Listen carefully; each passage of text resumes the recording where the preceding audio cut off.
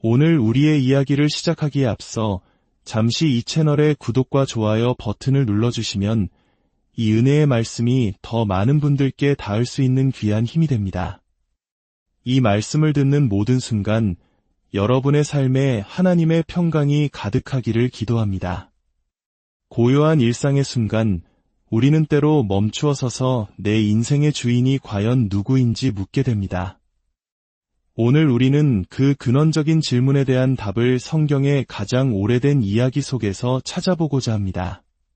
태초에 사탄이 인간을 유혹했을 때의 장면을 떠올려 보십시오. 사탄은 결코 금단의 열매를 먹으면 엄청난 부와 명예를 주겠다고 말하지 않았습니다. 이 선악과를 먹으면 내가 큰 부자가 될 것이다 라고 속삭이지도 않았습니다. 만약 그랬다면 하와는 아마 그 유혹에 넘어가지 않았을 겁니다. 모든 것이 풍족했던 에덴 동산에서 돈이나 명예가 무슨 의미가 있었겠습니까? 사탄의 유혹은 훨씬 더 교묘하고 본질적이었습니다. 이것을 먹으면 내 눈이 밝아져서 내가 하나님처럼 될 것이다. 바로 이 유혹의 인간은 무너졌습니다. 이 말은 뒤집어 보면 인간의 마음 깊은 곳에 이미 하나님처럼 되고자 하는 욕망이 숨어 있었다는 뜻입니다. 스스로가 자기 삶의 하나님이 되기를 원했던 것이죠. 그날 이후로 인간은 끊임없이 스스로 하나님의 자리에 앉으려는 시도를 반복해왔습니다. 어떤 분은 이렇게 반문하실지 모릅니다. 저는 단 한 번도 제 자신을 하나님이라고 생각해 본 적이 없는데요. 물론 말로는 의식적으로는 그렇게 생각하지 않았을 겁니다. 하지만 한번 깊이 생각해 보십시오. 하나님의 피조물인 인간이 창조주이신 하나님을 필요로 하지 않고 살아가는 것, 자신을 만드신 하나님의 법칙과 말씀을 외면하고 오직 자기 자신의 생각과 판단, 자기 중심적인 욕망을 따라 살아가는 것, 그것이 바로 본인이 의식하든 의셔하지 못하든 이미 스스로 하나님의 자리에 앉아있는 모습인 것입니다. 이러한 모습은 하나님을 믿는다고 고백하는 우리 그리스도인들 안에서도 놀라울 정도로 자주 발견됩니다. 입술로는 주님을 부르지만 삶의 결정적인 순간에는 자신이 왕좌에 앉아있는 그리스도인들이 참으로 많습니다. 그리스도인들이 스스로 하나님의 자리에 앉게 되는 경우는 크게 두 가지로 나누어 볼 수 있습니다. 첫 번째는 신앙의 무지 혹은 영적인 미숙함 때문입니다. 예를 들어 고등학교 3학년 학생이 밤낮으로 열심히 공부하며 좋은 대학에 가게 해달라고 기도했다고 상상해 보십시오. 하지만 결과가 좋지 않았을 때 그 학생은 쉽게 하나님은 없어라며 교회를 떠나버립니다. 이 상황에서 진짜 하나님은 누구였을까요?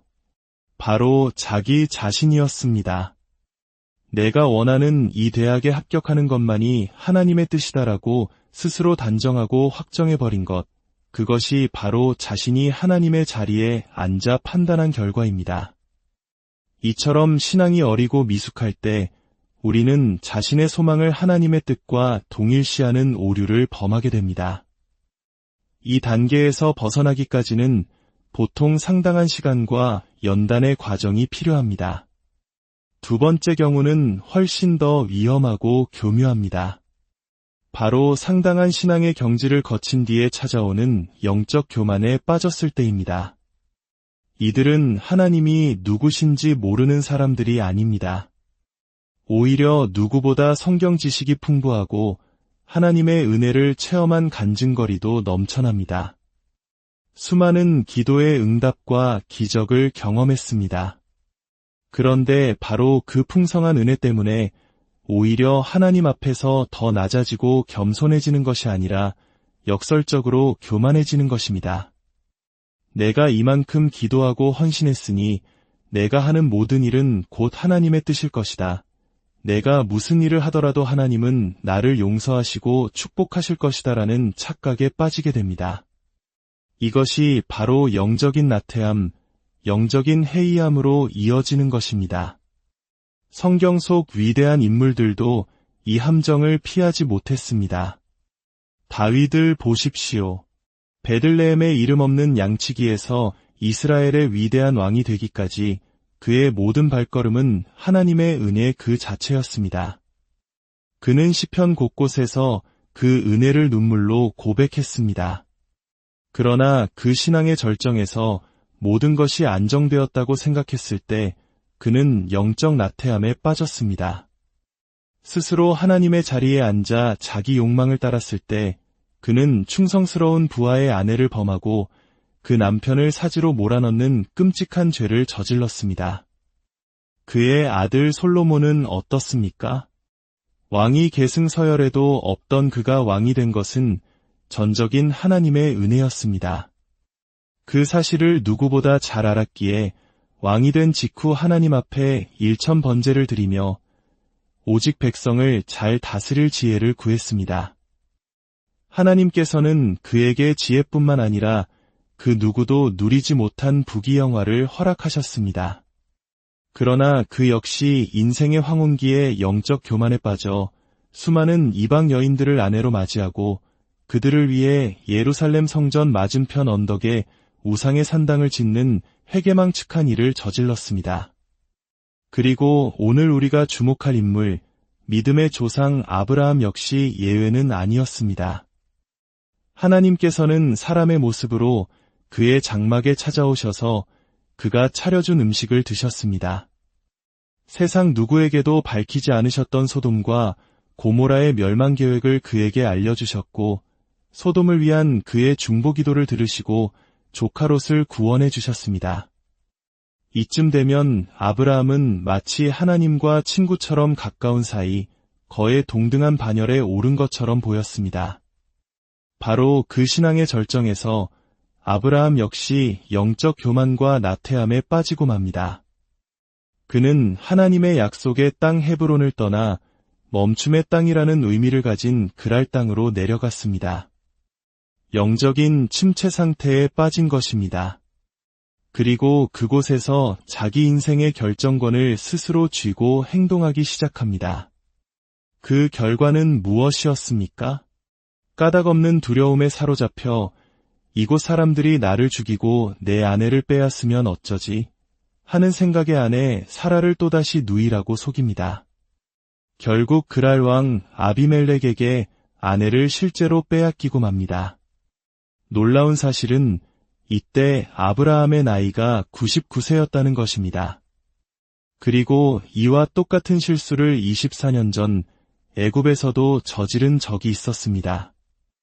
24년이라는 긴 세월 동안 수많은 믿음의 진보를 이루었음에도 불구하고 영적 교만에 빠지는 순간 그는 20여 년 전에 어리석었던 모습으로 정확히 되돌아가 버렸습니다. 이는 우리에게 무서운 경고를 줍니다. 우리가 영적 교만과 침체에 빠지면 어제의 잘못이 아니라 10년, 20년 전에 낡고 어리석은 죄의 패턴이 우리 삶에 얼마든지 반복될 수 있다는 사실입니다.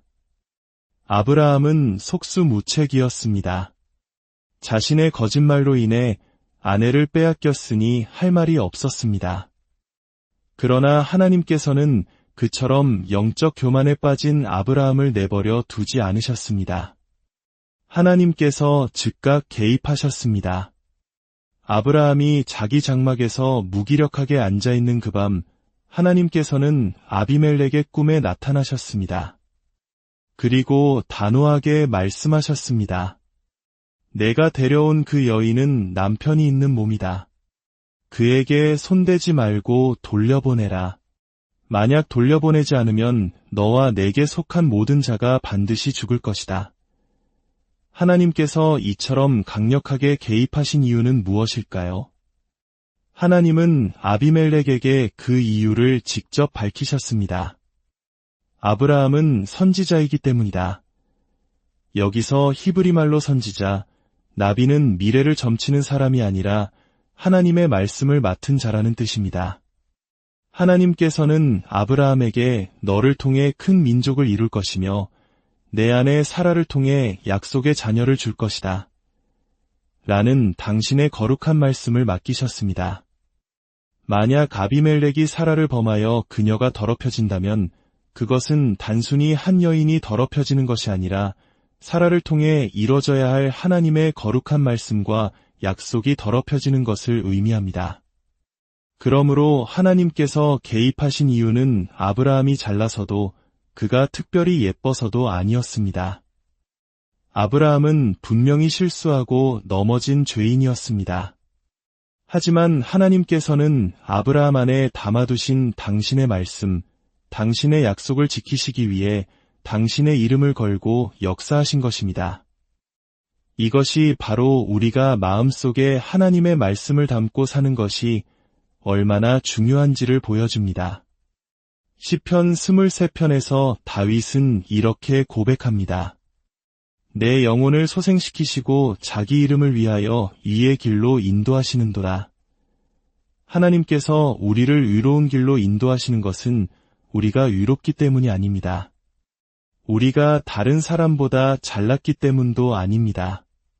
바로 우리에게 당신의 말씀을 맡기시고 약속을 주신 하나님 당신의 이름을 위하여 그 이름이 훼손되지 않도록 하기 위함입니다. 다윗이 실수하고 넘어졌을 때에도 하나님께서는 다윗의 혈통을 통해 메시아가 올 것이다. 라는 당신의 약속을 지키시기 위해 그의 영혼을 다시 살리시고 위의 길로 이끄셨던 것입니다. 우리 역시 마찬가지입니다. 우리가 비록 보잘것없고 때로 넘어지며 다른 사람에 비해 뛰어난 것이 없을지라도 우리 마음속에 그분의 말씀을 품고 살아갈 때 하나님께서는 바로 그 말씀을 지키시기 위해 그 말씀을 주신 당신의 의로운 이름을 지키시기 위해 우리와 함께 하시고 우리를 지켜주시는 것입니다. 그 하나님의 은혜 속에서 아브라함은 잃었던 아내를 되찾았을 뿐만 아니라 침체되었던 그의 영혼과 믿음이 다시 소생되었습니다. 그의 몸은 비록 그랄 땅에 머물러 있었지만 그의 중심은 다시 하나님과의 교제의 장소인 헤브론을 회복한 것입니다. 그리고 그로부터 1년이 지난 후의 이야기가 오늘 본문이 핵심입니다. 드디어 아브라함의 아내 사라가 아들을 낳는 기적의 순간입니다.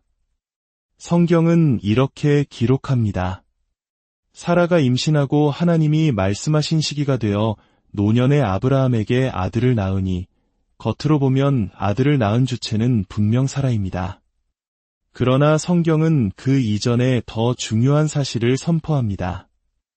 여호와께서 말씀하신 대로 사라를 돌보셨고 여호와께서 말씀하신 대로 사라에게 행하셨으므로 즉 이 모든 일의 배후에서 역사하신 분 아브라함과 사라의 인생의 진정한 주권자는 바로 하나님이시라는 선언입니다. 아브라함의 일생을 돌아보십시오. 하란에 있던 그를 불러내신 분도 하나님이셨고 가나안 땅으로 인도하신 분도 하나님이셨습니다. 자식을 낳을 것이라고 먼저 약속하신 분도 하나님이셨고 애굽 왕과 그랄 왕에게서 아내를 되찾아 주신 분도 하나님이셨습니다. 아브라함의 인생 이야기는 사실상 하나님의 역사 이야기였던 것입니다. 우리 역시 그렇지 않습니까?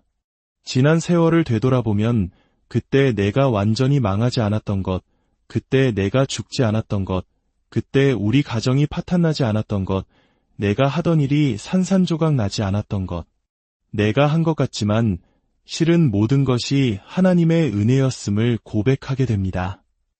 사도 바울의 고백처럼 내가 나된 것은 하나님의 은혜로 된 것이니 내가 한 것이 아니요 오직 나와 함께 하신 하나님의 은혜로라는 고백은 우리 모두의 고백이 되어야 합니다.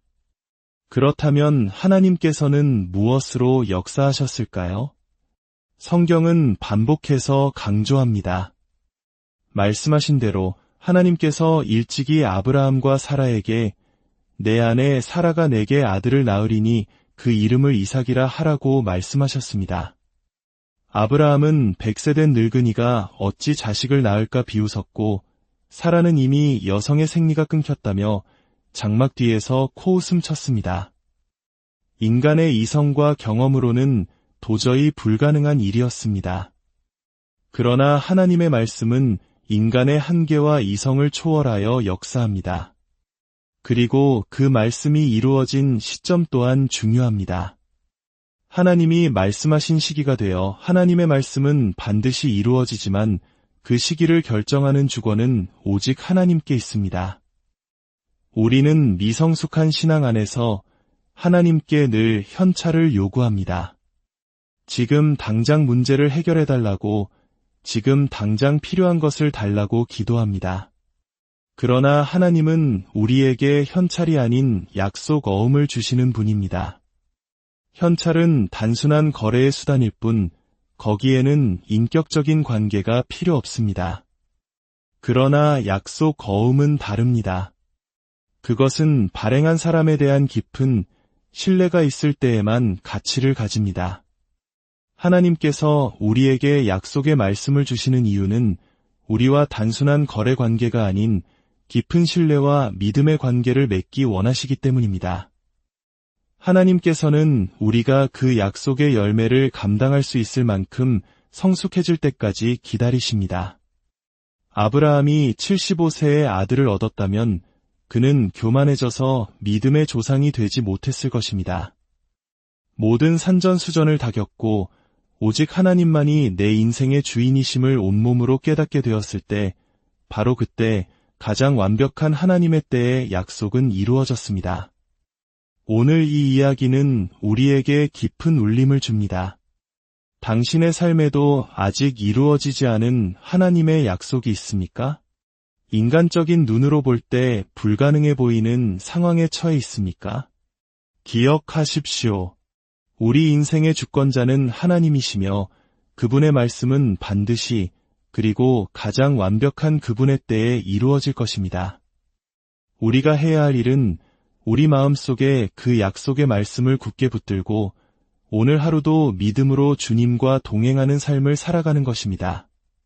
사랑하는 여러분, 노년의 아브라함에게, 경수가 끊어진 사라에게 역사하셨던 그 하나님의 능력은 오늘날에도 동일하게 살아 역사하십니다. 우리의 이성을 초월하여 일하시는 그 하나님을 신뢰하며 그분의 약속이 당신의 삶 속에서 가장 아름다운 열매로 맺어지기를 주님의 오늘 우리의 이야기를 시작하기에 앞서 잠시 이 채널의 구독과 좋아요 버튼을 눌러주시면 이 은혜의 말씀이 더 많은 분들께 닿을 수 있는 귀한 힘이 됩니다. 이 말씀을 듣는 모든 순간 여러분의 삶에 하나님의 평강이 가득하기를 기도합니다. 고요한 일상의 순간 우리는 때로 멈추어 서서 내 인생의 주인이 과연 누구인지 묻게 됩니다. 오늘 우리는 그 근원적인 질문에 대한 답을 성경의 가장 오래된 이야기 속에서 찾아보고자 합니다. 태초에 사탄이 인간을 유혹했을 때의 장면을 떠올려 보십시오. 사탄은 결코 금단의 열매를 먹으면 엄청난 부와 명예를 주겠다고 말하지 않았습니다.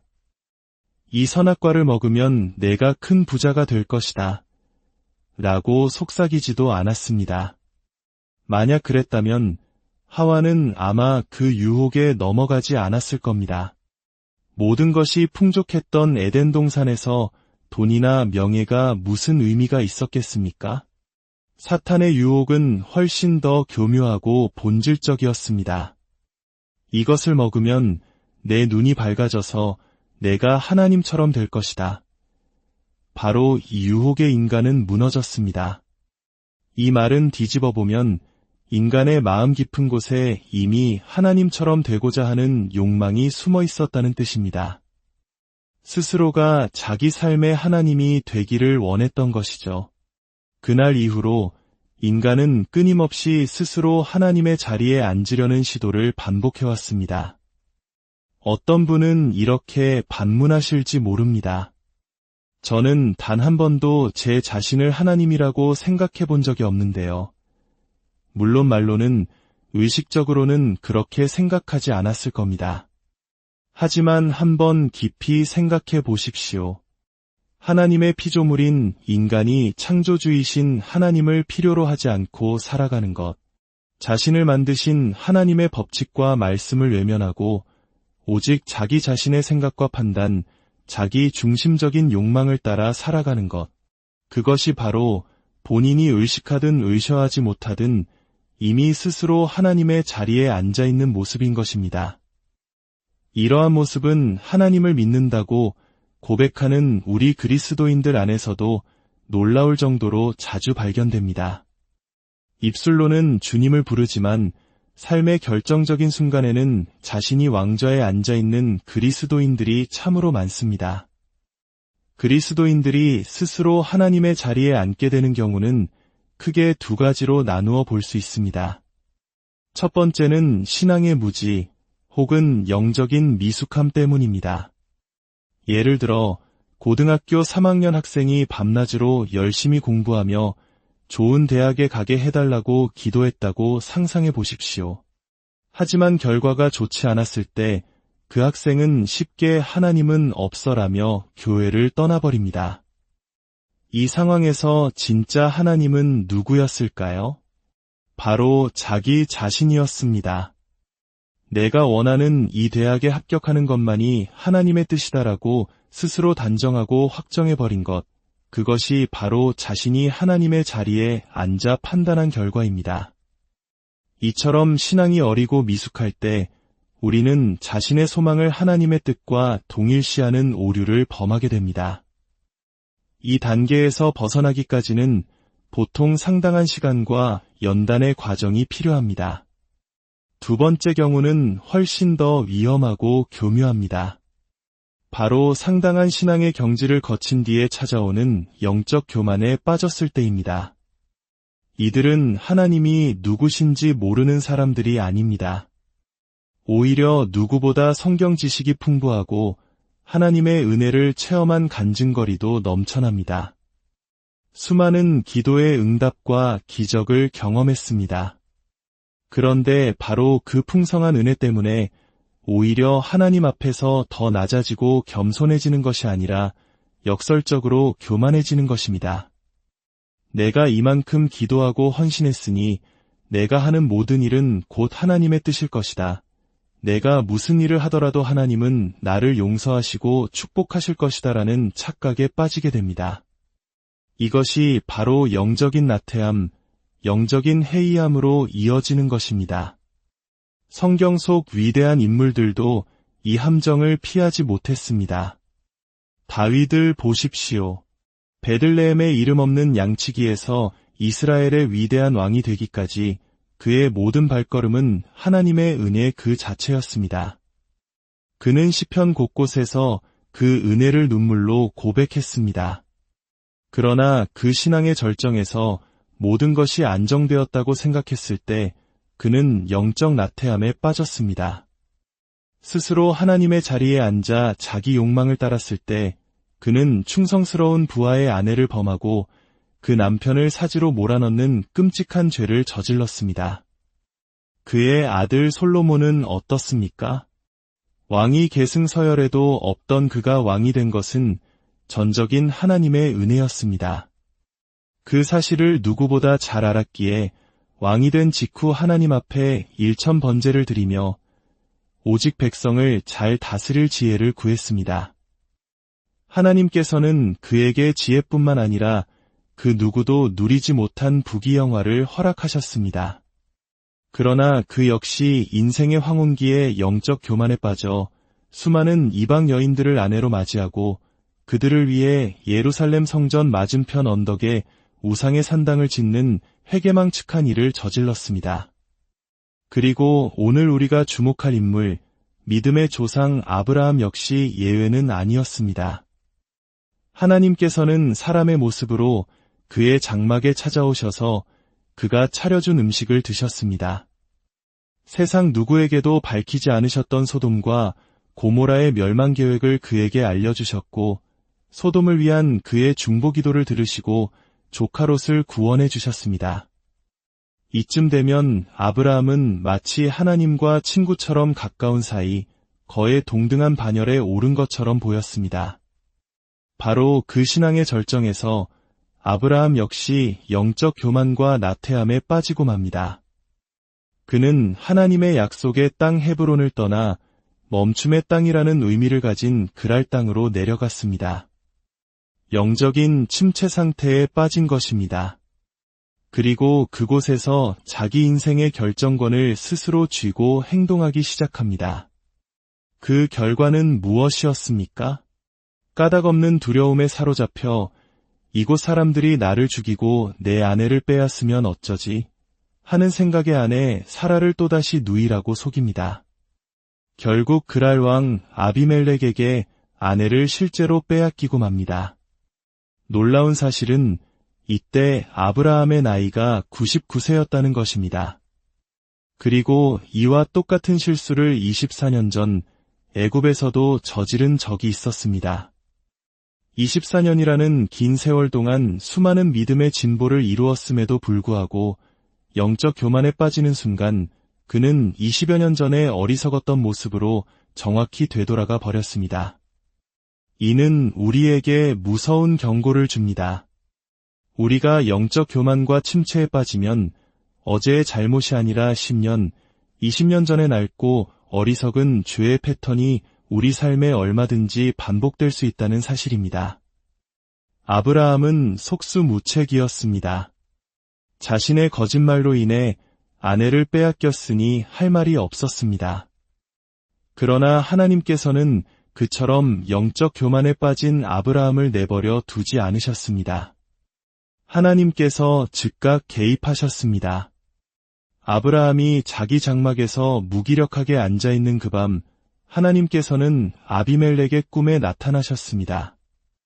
그리고 단호하게 말씀하셨습니다. 내가 데려온 그 여인은 남편이 있는 몸이다. 그에게 손대지 말고 돌려보내라. 만약 돌려보내지 않으면 너와 내게 속한 모든 자가 반드시 죽을 것이다. 하나님께서 이처럼 강력하게 개입하신 이유는 무엇일까요? 하나님은 아비멜렉에게 그 이유를 직접 밝히셨습니다. 아브라함은 선지자이기 때문이다.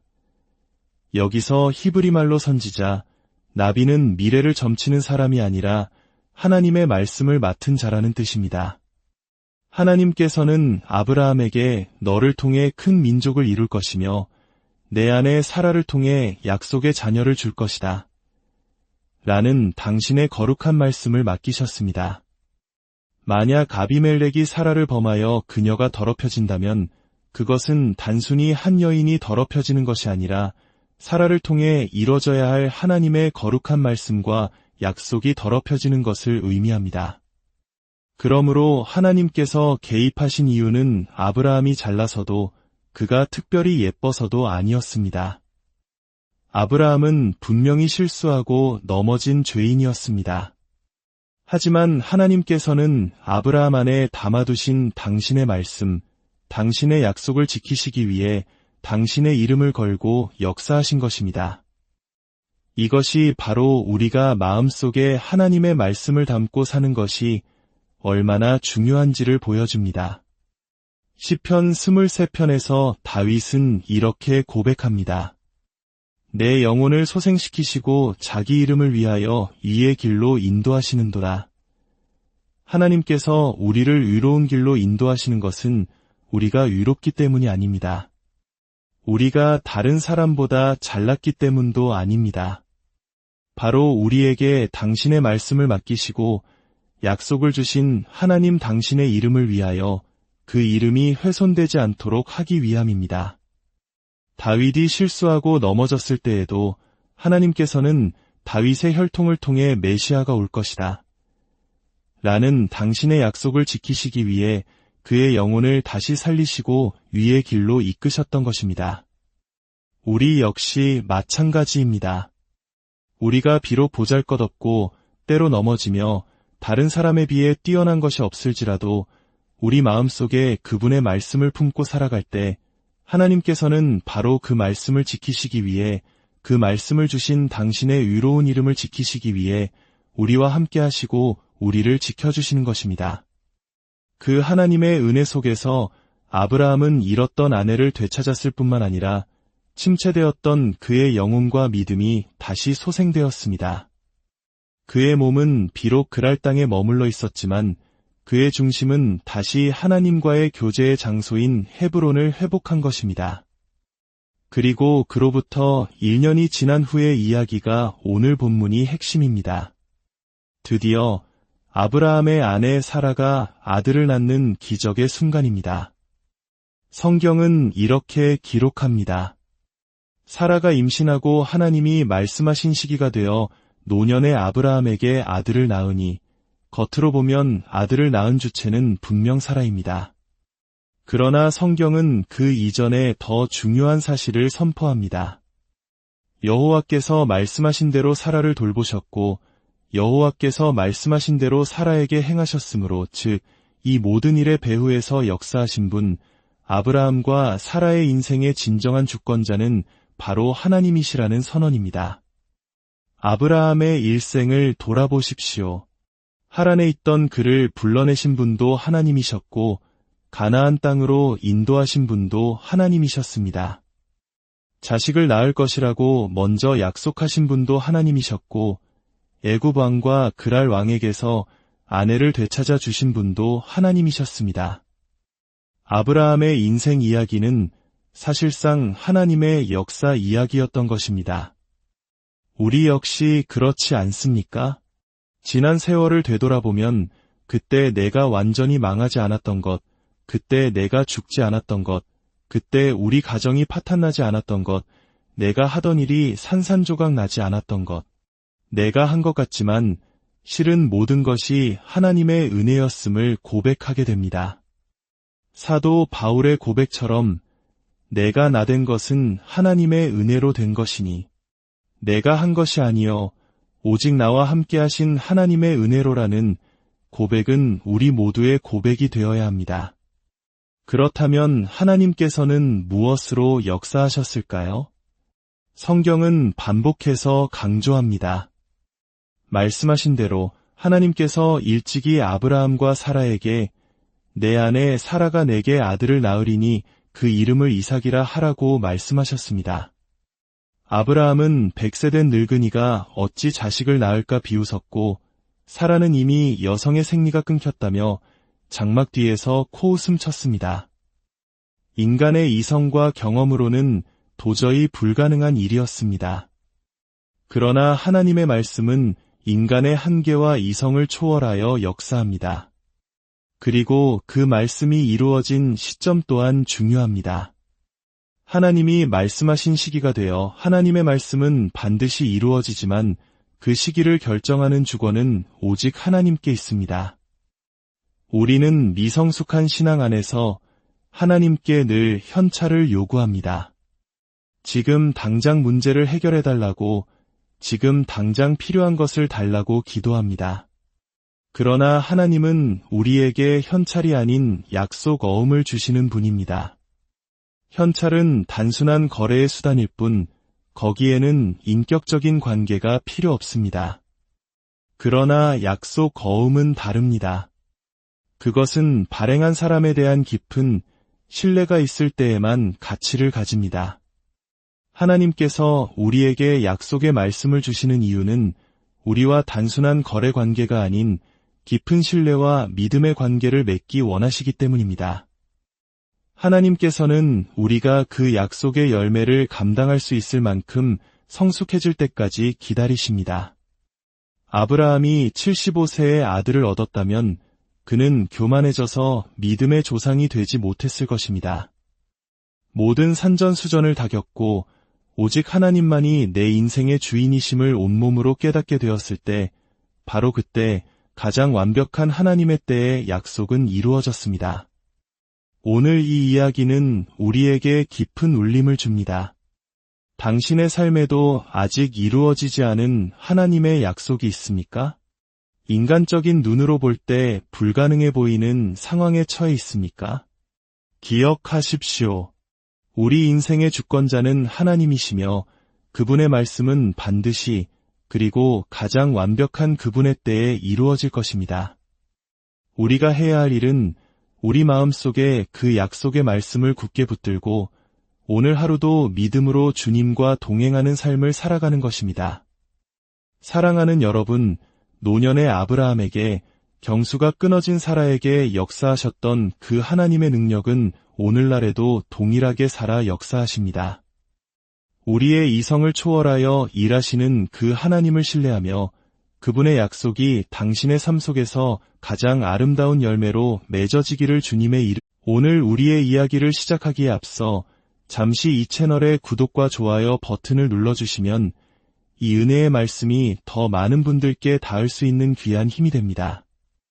이 말씀을 듣는 모든 순간 여러분의 삶에 하나님의 평강이 가득하기를 기도합니다.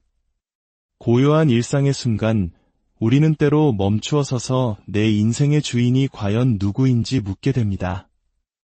오늘 우리는 그 근원적인 질문에 대한 답을 성경의 가장 오래된 이야기 속에서 찾아보고자 합니다. 태초에 사탄이 인간을 유혹했을 때의 장면을 떠올려 보십시오. 사탄은 결코 금단의 열매를 먹으면 엄청난 부와 명예를 주겠다고 말하지 않았습니다. 이 선악과를 먹으면 내가 큰 부자가 될 것이다. 라고 속삭이지도 않았습니다.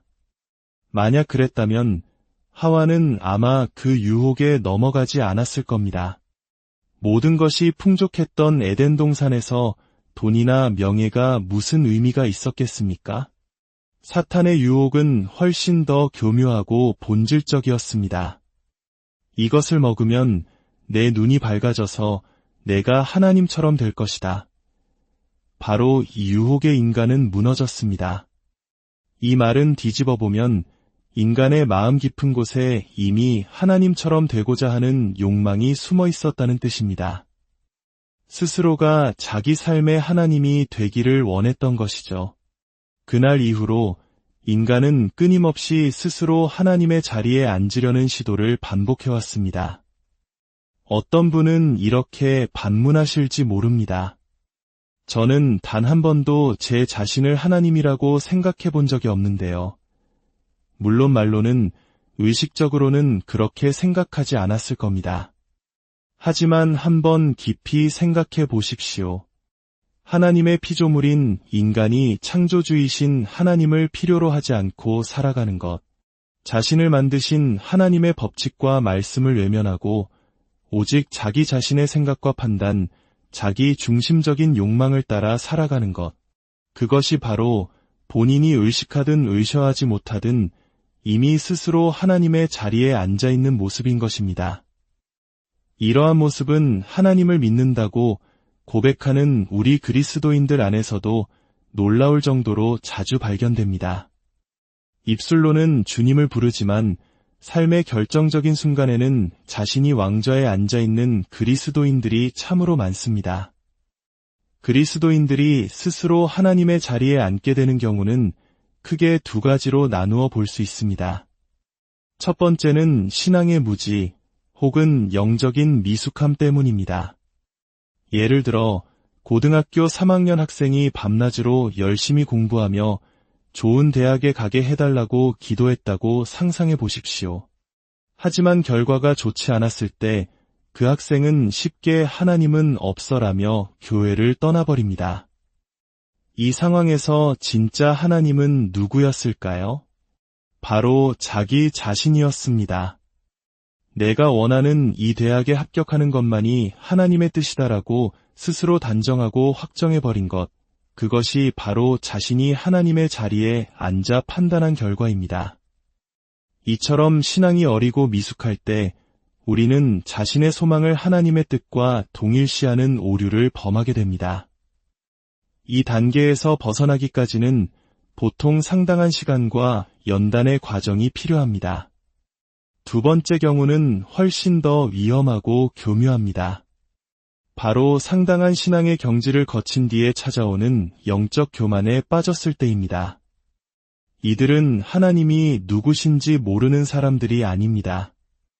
오히려 누구보다 성경 지식이 풍부하고 하나님의 은혜를 체험한 간증거리도 넘쳐납니다.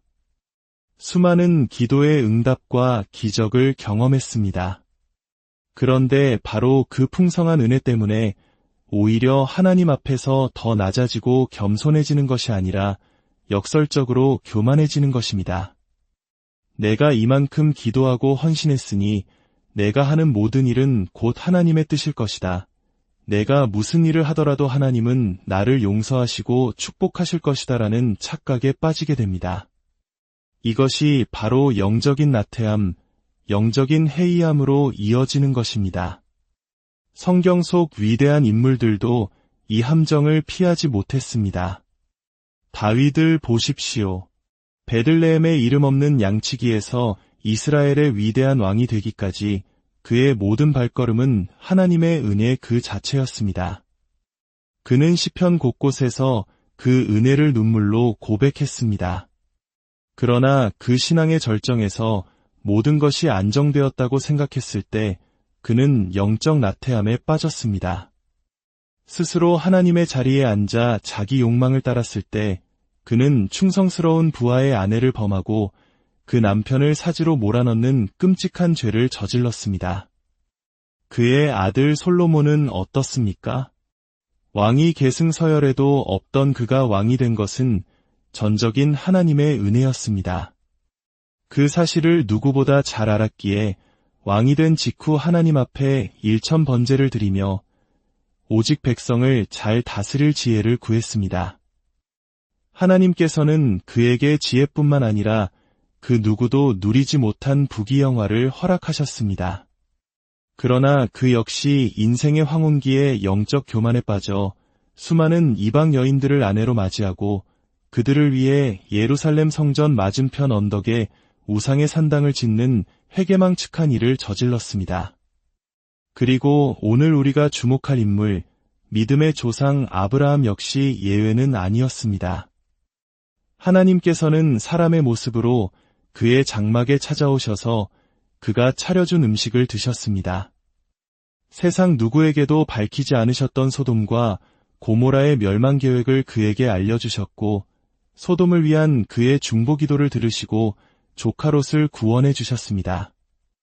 이쯤 되면 아브라함은 마치 하나님과 친구처럼 가까운 사이 거의 동등한 반열에 오른 것처럼 보였습니다.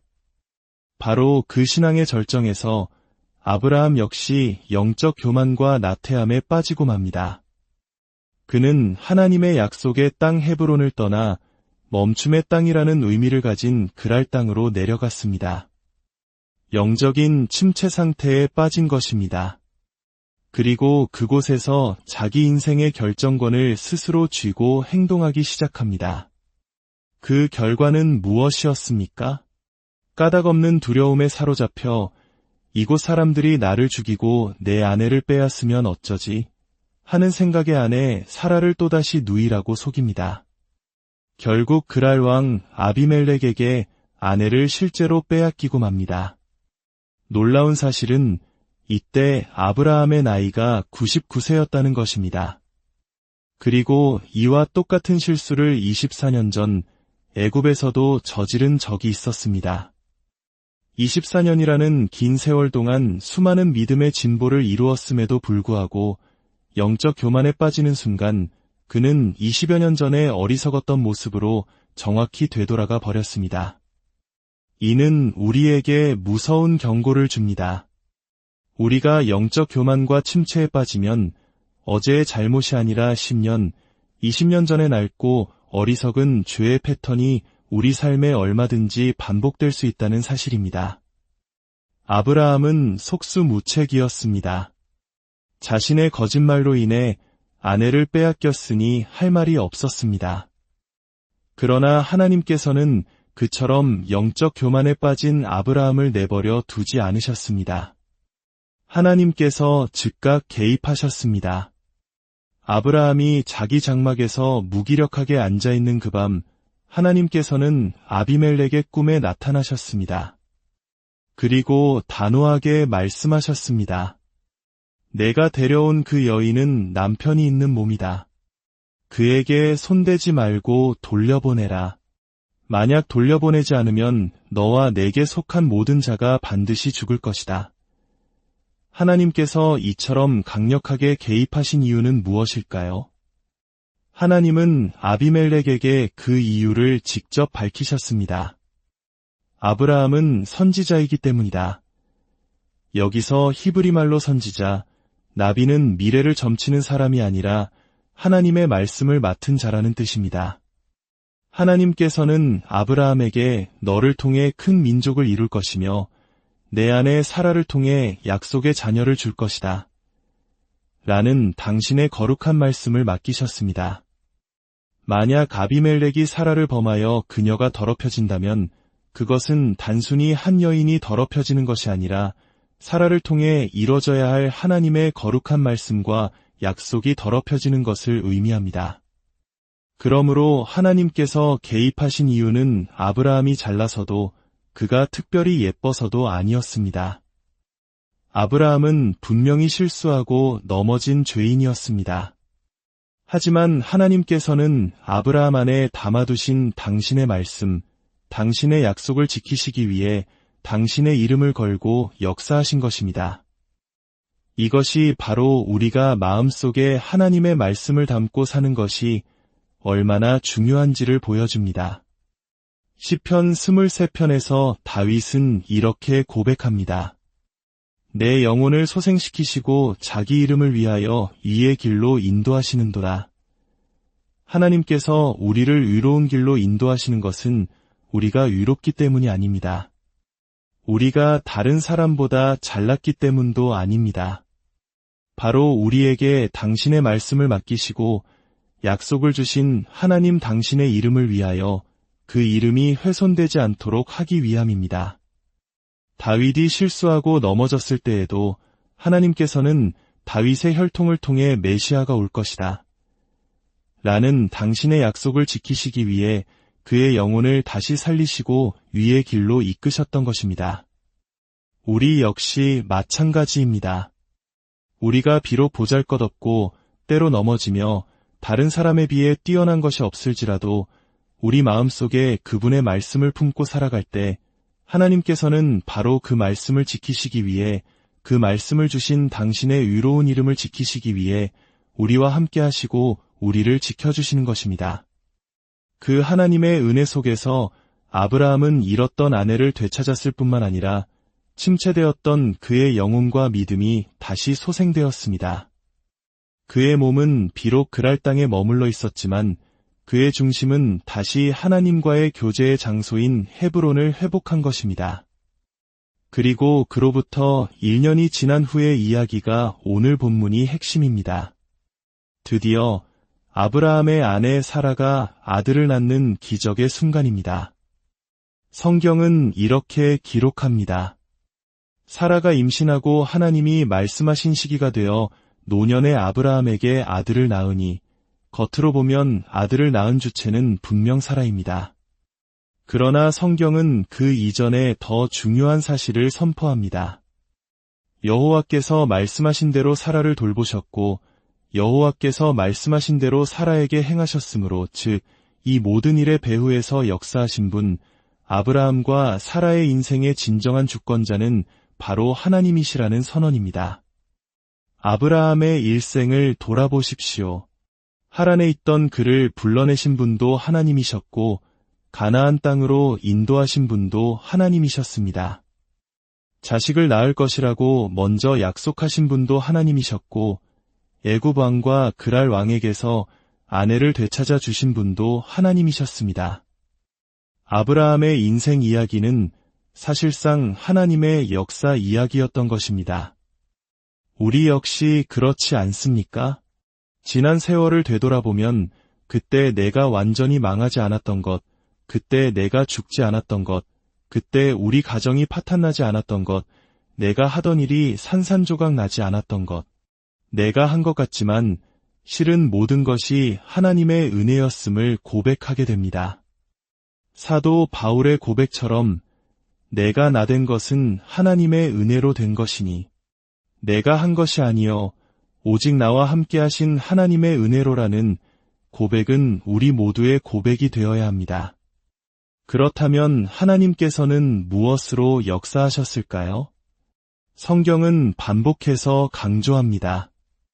말씀하신 대로 하나님께서 일찍이 아브라함과 사라에게 내 아내 사라가 내게 아들을 낳으리니 그 이름을 이삭이라 하라고 말씀하셨습니다. 아브라함은 100세 된 늙은이가 어찌 자식을 낳을까 비웃었고 사라는 이미 여성의 생리가 끊겼다며 장막 뒤에서 코웃음 쳤습니다. 인간의 이성과 경험으로는 도저히 불가능한 일이었습니다. 그러나 하나님의 말씀은 인간의 한계와 이성을 초월하여 역사합니다. 그리고 그 말씀이 이루어진 시점 또한 중요합니다. 하나님이 말씀하신 시기가 되어 하나님의 말씀은 반드시 이루어지지만 그 시기를 결정하는 주권은 오직 하나님께 있습니다. 우리는 미성숙한 신앙 안에서 하나님께 늘 현찰을 요구합니다. 지금 당장 문제를 해결해달라고, 지금 당장 필요한 것을 달라고 기도합니다. 그러나 하나님은 우리에게 현찰이 아닌 약속 어음을 주시는 분입니다. 현찰은 단순한 거래의 수단일 뿐 거기에는 인격적인 관계가 필요 없습니다. 그러나 약속 어음은 다릅니다. 그것은 발행한 사람에 대한 깊은 신뢰가 있을 때에만 가치를 가집니다. 하나님께서 우리에게 약속의 말씀을 주시는 이유는 우리와 단순한 거래 관계가 아닌 깊은 신뢰와 믿음의 관계를 맺기 원하시기 때문입니다. 하나님께서는 우리가 그 약속의 열매를 감당할 수 있을 만큼 성숙해질 때까지 기다리십니다. 아브라함이 75세의 아들을 얻었다면 그는 교만해져서 믿음의 조상이 되지 못했을 것입니다. 모든 산전수전을 다 겪고 오직 하나님만이 내 인생의 주인이심을 온몸으로 깨닫게 되었을 때, 바로 그때 가장 완벽한 하나님의 때에 약속은 이루어졌습니다. 오늘 이 이야기는 우리에게 깊은 울림을 줍니다. 당신의 삶에도 아직 이루어지지 않은 하나님의 약속이 있습니까? 인간적인 눈으로 볼 때 불가능해 보이는 상황에 처해 있습니까? 기억하십시오. 우리 인생의 주권자는 하나님이시며 그분의 말씀은 반드시 그리고 가장 완벽한 그분의 때에 이루어질 것입니다. 우리가 해야 할 일은 우리 마음속에 그 약속의 말씀을 굳게 붙들고 오늘 하루도 믿음으로 주님과 동행하는 삶을 살아가는 것입니다. 사랑하는 여러분, 노년의 아브라함에게, 경수가 끊어진 사라에게 역사하셨던 그 하나님의 능력은 오늘날에도 동일하게 살아 역사하십니다. 우리의 이성을 초월하여 일하시는 그 하나님을 신뢰하며 그분의 약속이 당신의 삶 속에서 가장 아름다운 열매로 맺어지기를 주님의 이름. 오늘 우리의 이야기를 시작하기에 앞서 잠시 이 채널의 구독과 좋아요 버튼을 눌러주시면 이 은혜의 말씀이 더 많은 분들께 닿을 수 있는 귀한 힘이 됩니다.